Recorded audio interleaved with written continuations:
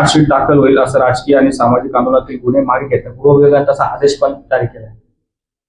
माझा अजिबात विरोध नाही. जे आंदोलक असतील त्यांचे योग्य जे गुन्हे मागे घेण्याच्या बाबतीमध्ये जो काही क्रायटेरिया नियम असेल त्याप्रमाणे आंदोलकांना त्यातून मोकळं करण्यात येत असेल तर माझा विरोध असण्याचं काही कारण नाही.